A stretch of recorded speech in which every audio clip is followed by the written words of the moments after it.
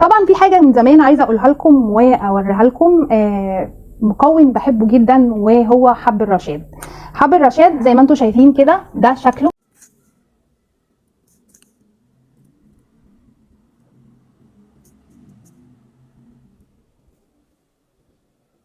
وصفه قالتها لي ست جميله جدا، قالت لي عليها، ودايما كنت بعملها لما كان عندي التهابات في العظام عندي في رجلي.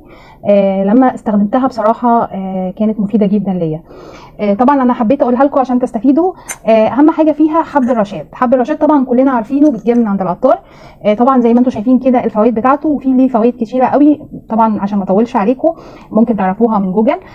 طبعا هو زي بالظبط شبه حبوب الشيا بس لونه بني، وكمان لما بيتحط عليه سوائل بيطلع زي جيلاتينه كده، فبيتنفخ، فحلو جدا لانقاص الوزن.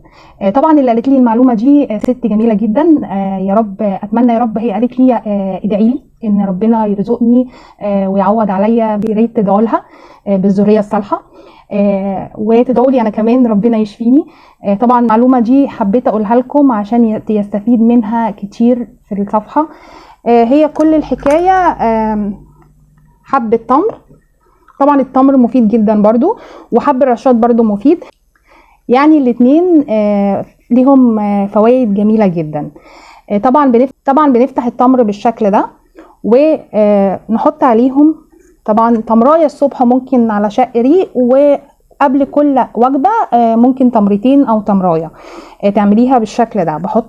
بفتح التمرة كده، واحط حب الرشاد كده بالشكل ده كده، واكلها.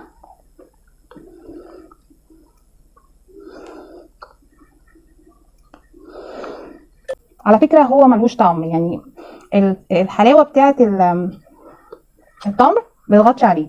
ممكن كوبايه ميه تشربيها عليها، بس هو على فكره لو اتمزج مع السوائل بيطلع ماده جيلاتين. الماده الجيلاتينيه دي مفيده جدا للعظم، زي كده الكوارع كولاجين، مفيد جدا للعظم.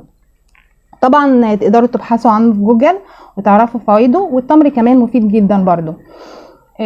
اتمنى يا رب كل اللي بنزله يكون بيعجبكم. يا ريت تقولوا لي في التعليقات لو تعرفوا الوصفه دي، وكمان تدعوا للست الجميله اللي قالت لي على الوصفه دي، ربنا يرزقها بالذريه الصالحه.